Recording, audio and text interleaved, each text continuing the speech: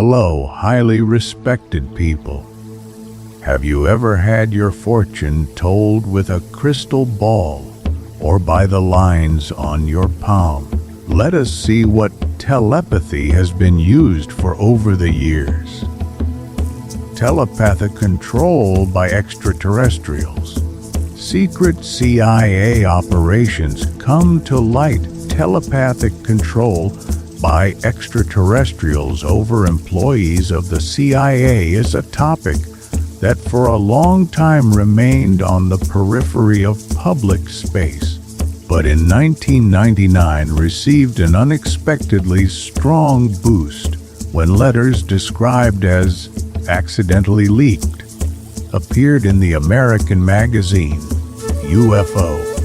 These letters were associated with former CIA scientist Hal Puthoff and biological sciences analyst Kit Green, and their contents caused serious resonance among researchers of the phenomenon, raising questions that remain without definitive refutation to this day.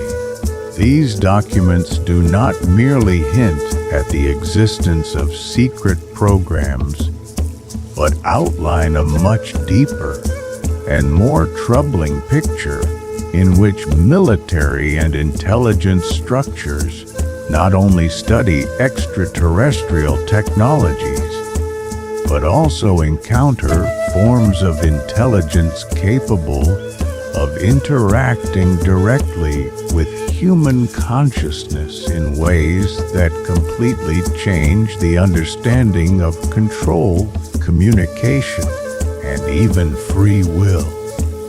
The story described in the publication is presented through the account of an anonymous author under the pseudonym Greg Halifax, who introduces the figure of an operative agent codenamed Sage Masters, a participant in one of the most strictly classified missions for the recovery of extraterrestrial objects conducted by the CIA in various parts of the world, including territories in the United States, such as New Mexico and regions of the Midwest, as well as in Europe, where Denmark is mentioned as the site of a similar incident.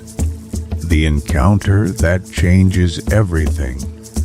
The described case unfolds during an operation to retrieve the remains of a crashed UFO, in which the team arrives at the site with the clear task of securing and transporting the object. However, the situation quickly spirals out of control when a second flying object appears in the sky, significantly larger and clearly operational, which immediately changes the dynamics of the event. According to the account, as soon as this object appears, the team members begin to feel pressure on their consciousness that cannot be explained by known psychological or technological means. This pressure quickly transforms into a clear and unequivocal telepathic command not to approach the wreckage, effectively paralyzing any action on their part. The most disturbing element of this situation is the fact that the entire group falls into a state of complete blockade lasting approximately an hour and a half, during which time they are unable to communicate with each other or with the command center. This indicates an externally imposed influence that goes beyond standard forms of electronic jamming or psychological manipulation. After this state suddenly ends, the object leaves the area, and what exactly happens to the wreckage of the crashed craft and its presumed crew remains unclear, which only strengthens suspicions that the extraterrestrial intervention was not accidental, but a targeted operation to recover its own technology. One of the most key conclusions drawn from the described events comes from a psychologist who consulted the participants after the incident. The conclusion is that the so-called small grays possess the ability not only to communicate telepathically, but also to exert control over human thought processes and emotional states, including through the projection of empathy or fear. An interesting detail in the description of the beings is that they are characterized not only as small and gray, but also as hairy, which diverges from the popular image spread in the media and suggests that there may be different subspecies or variations of these beings that are not yet widely known.